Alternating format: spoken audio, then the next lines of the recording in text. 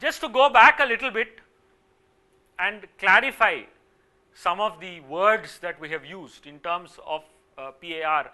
Historically, PAR evolved from two very distinct streams of work, and one is the work of Kurt Lewin and others in the area of action research, and this was actually work done on psychology, cognition and so on. And the basic problem that Kurt Lewin sort of talked about was that the approach towards social, he basically looked at an approach towards social research which combined the generation of theory with changing the social research system through researcher acting on or in the social system. So the point really was that you have to attempt to change a system to learn more about it. Okay? So just going in as a researcher and saying, okay, I'm going to study this system, I'm going to know all about it. Okay? Kurt Lewin and others felt was not really giving the necessary outcomes, insights, but unless you attempt to change the system, and in that attempt either succeed or fail, but when you attempt to change it and act on it, that is when you start learning about it. Okay? So that is one of the key insights that drives participatory action research, and that whole stream continues in what is known as action research, where there is not as much a participatory component, but it is when the researcher attempts to bring about a situation of change or attempts to act on the system and then studies how the system responds to that attempt at change. Okay? Now, in all of this one must understand that from a very positivist, and I think maybe you've already discussed this in the first week, where you look at a system as being real and 2 plus 2 is equal to 4 and a very sort of linear sort of thinking, we've already progressed into saying, listen, meaning is socially constructed. Yesterday the whole discussion on ethnography was that things are socially constructed. There is no one overarching reality. Each person brings to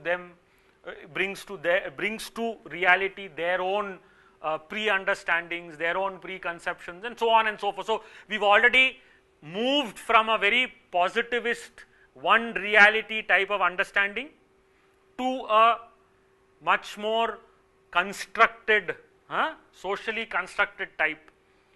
And what then many people asked was, okay, if everything is socially constructed, what do we do? Do you understand? And that was the attempt at which what we call the action turn. So people started saying, yes, fine, it is socially constructed and so on and so forth, but what do you do then? I mean, you just sit back and say, ki, haan, sab kuch constructed hai. Then what? I'm caricaturing it a bit just for the sake of understanding. But the point then was that many people said, yes, but unless we start acting and actually trying to change a system and then seeing ki, what did each meaning or construction have, who did each meaning or construction benefit, and so on and so forth, that we really start making sense of the system. So this one strand of action research, and the other strand was that of participatory development. And participatory development, many of you would have heard of Paulo Freire. Have you all have Paulo Freire, the pedagogy of the oppressed? Okay. So Paulo Freire basically was talking about an emancipatory type of research, of development, where and this Paulo Freire came from Latin America, but there were also a lot of participatory research being done in Tanzania, for example, in Africa. But basically what Paulo Freire tried to say was, and this came from adult education, that he differentiated between the banking method and the dialogical method. And what he basically said was, a researcher or a teacher, and he was looking at adult education. If you start by saying, you know, I am the teacher, I have a big huge bank balance, you are the students, you know nothing, so I come here to give you all the knowledge I have, and all of you just need to, you know, soak it up.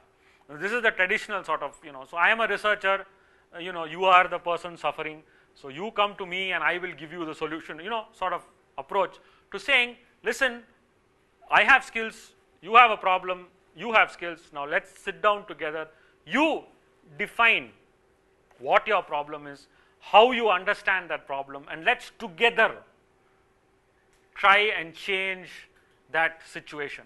And the whole dialogical method, the whole approach that was used in a number of the Latin American movements, Latin American countries, in African countries, was a very clear attempt at gaining more control of the local community on the reality that affects their own lives. Okay?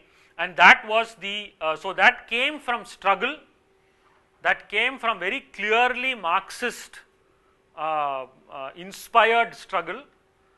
So there is no sort of doubt about that historical sort of thread in participatory action research. It was inspired by groups who were trying to change structure, who were trying to change larger realities, and saying that yes, larger realities have to be changed. Today we were talking about the politics, we were talking about bureaucracy, we were talking about a whole lot of other things just in the previous session.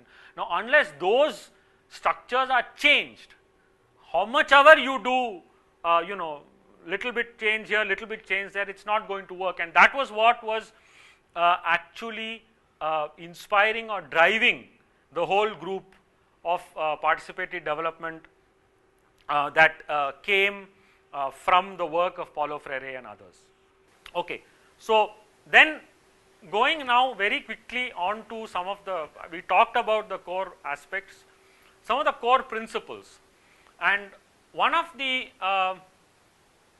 important principles is that participatory action research believes in multiple epistemologies. Okay, and that's a tough nut to crack. So the first, one of the first things of participatory action research is that participatory action research takes on board multiple epistemologies. And what we mean by epistemology, I think all of you are somewhat familiar with. What? Confused? Yeah, it's basically how you gain knowledge, or yeah, so very simply. Now, most of us are very familiar with the so-called scientific knowledge. So you have data, you have some sort of, any sort of data, it may be numbers, it may be a transcript or whatever, and then you try and make sense of that within a framework of knowledge. Okay? Now, PAR says in such a situation, then you are privileging a certain form of knowledge, and that goes against being equal partners. So PAR talks about multiple epistemologies, and what we are talking, when we say multiple epistemology, what we simply mean, again, sometimes we use these big words, sounds good, especially when you are getting recorded, but what it basically means is that we take on board multiple forms of knowing. So for example, when I go into a community and that community is, for example, when there is a death and you go into that house or into that place, you feel it, right? That is a way of knowing what is happening. It's a feeling. Okay? Then there is another way of knowing. For example, take an artist, take Brecht, the poem. Now, isn't the poem as incisive as a full research paper in a way?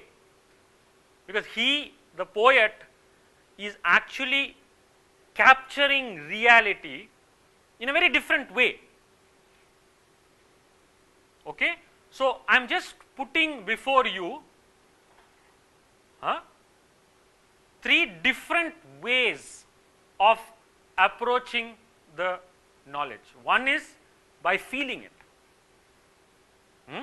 So, when you go, when you are in a cricket match that you just won or something, when you receive your results and you passed, what do you feel? Okay.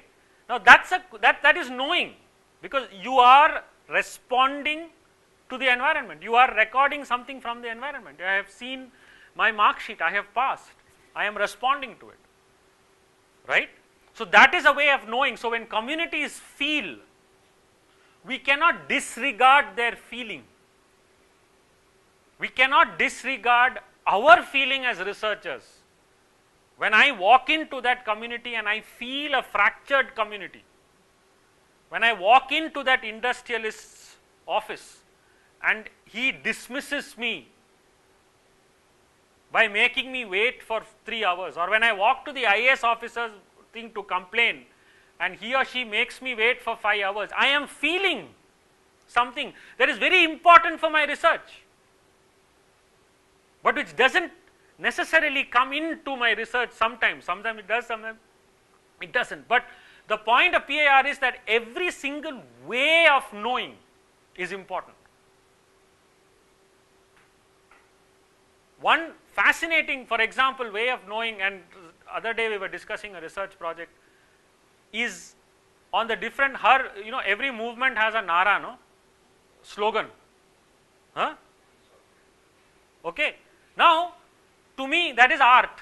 I mean, it's a way of expressing yourself. Now, that has a tremendous amount of epistemological power in that.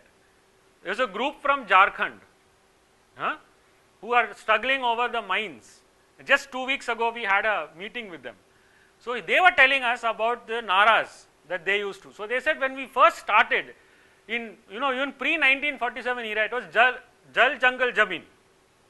Okay, so that was the nara of the movement, ki hamara jal, jungle or jameen hamara hai. It says once industrialization, I mean post 1947, when all the companies, started coming and literally screwing our lives, the struggle became jaan denge par zameen nahi.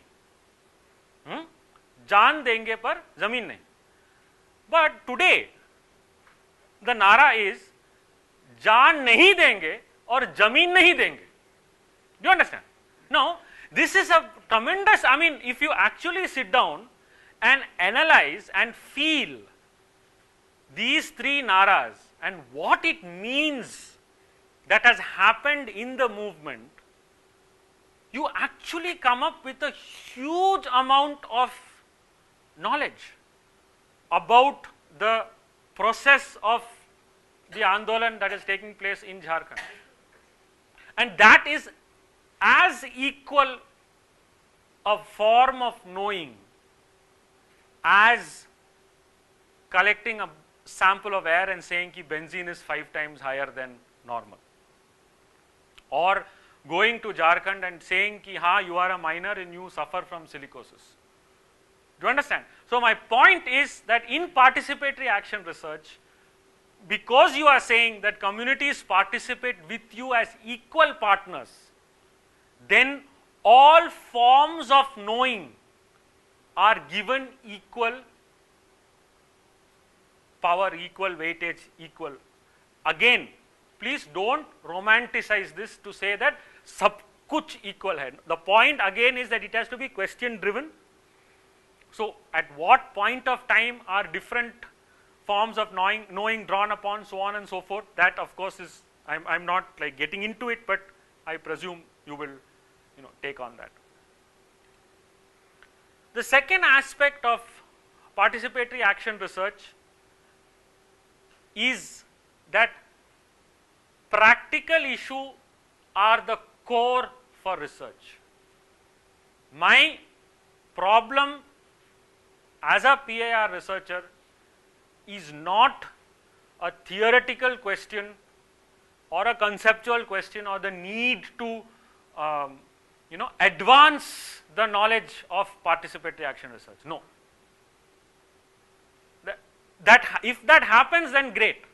But my primary aim of doing participatory action research is to change the local solution. So, I need to evolve, or I need to work towards practical, usable knowledge.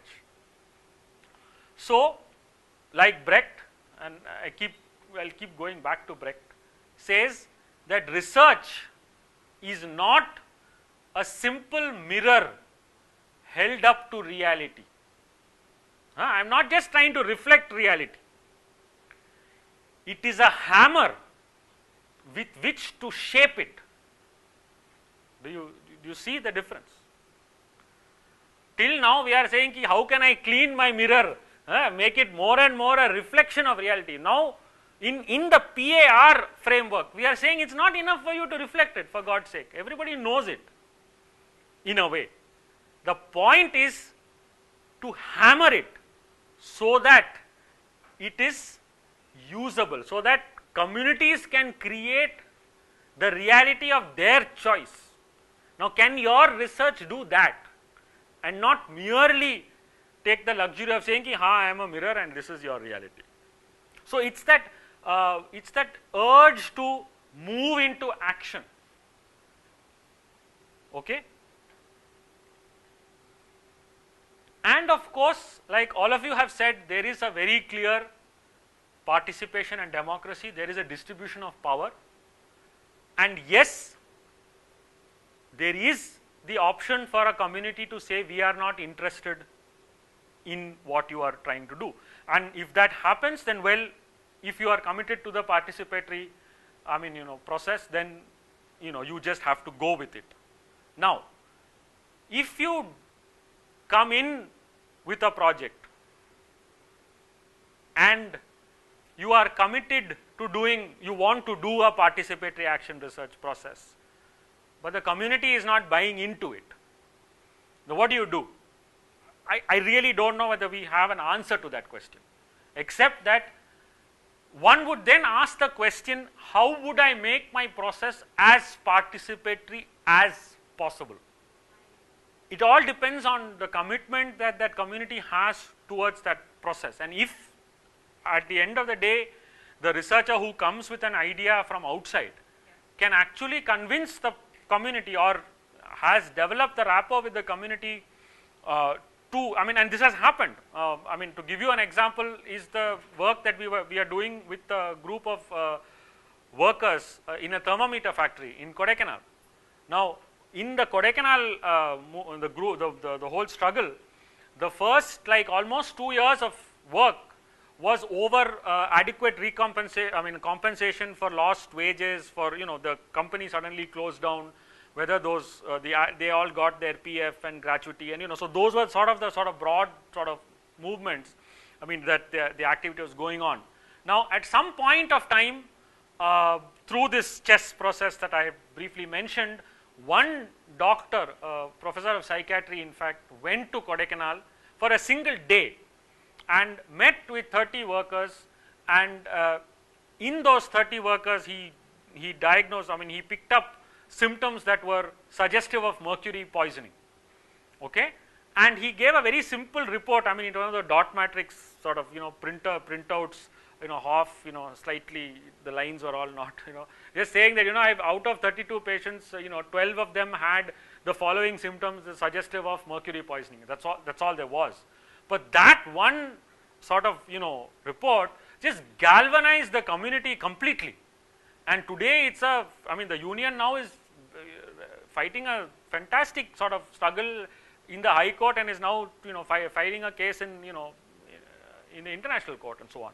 So So yes, I mean there are situations where the communities may or may not necessarily fully realize or own a certain problem, but that something can trigger a sort of situation in which they are completely then interested enough then to lead the process and drive the process, and no longer then you need a researcher or an interested person to, yeah. So I mean there are possibilities. And then, as I said, knowledge in action. So the whole idea is to change a system in order to understand it. And finally, of course, that PIR is all about trying to establish human flourishing. So as the Latin American Alternative Health Report says, people's memory is only liberating when it registers the substantial side of their pains and happiness, when it nourishes and celebrates a different tomorrow. So the whole idea of PIR and everything we do is our commitment not just to change, but to human flourishing. So I am not doing it so that I will then get the next Nobel Prize. They don't give Nobel Prize, unfortunately, for PIR, so far at least, but is for human flourishing, and that is the commitment.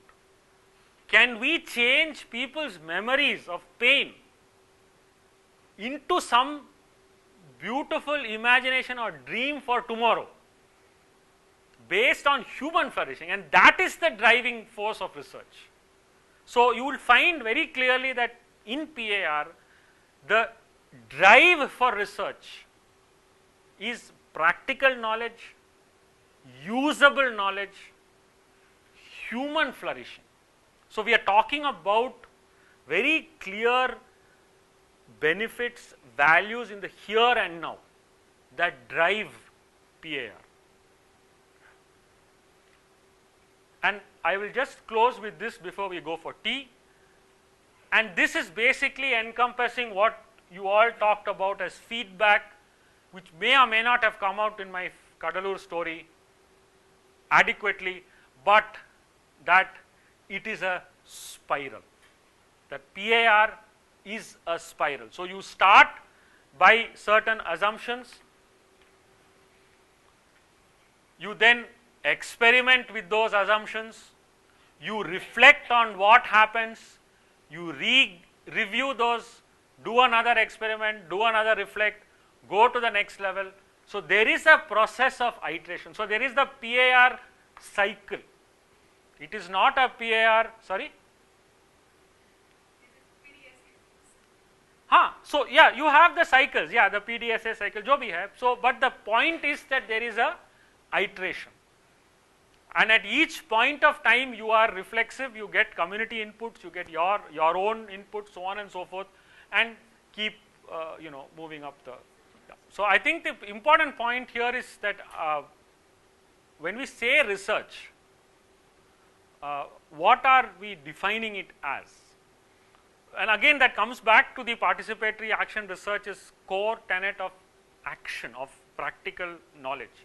So if I define research as that which provides practical usable knowledge, then to me the chemical and all of that analysis was actually like not research at all. I mean that was just one aspect of it that I could, that probably the only aspect I can publish in a journal, in a medical journal.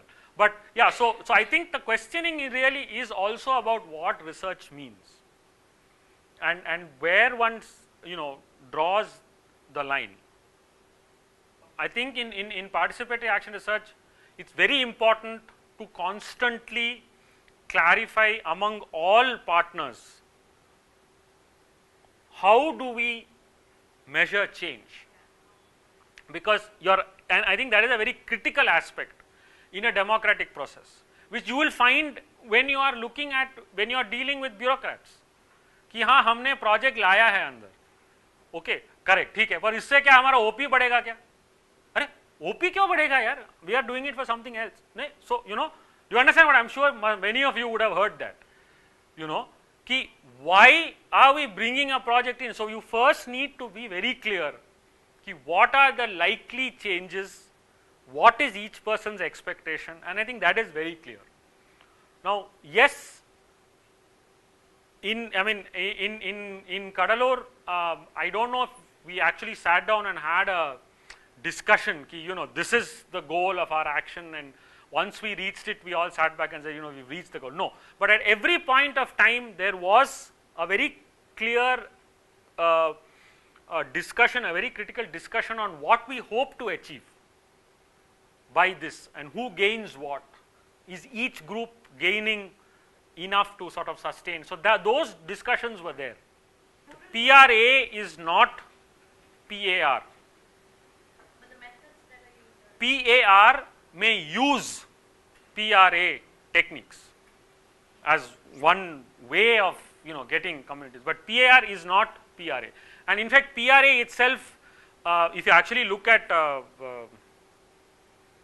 what is his name? Sorry, Chambers' work, it started as something called RRA, then it became PRA, and now it's not PRA anymore. It's called PLA. It's called Participatory Learning in Action.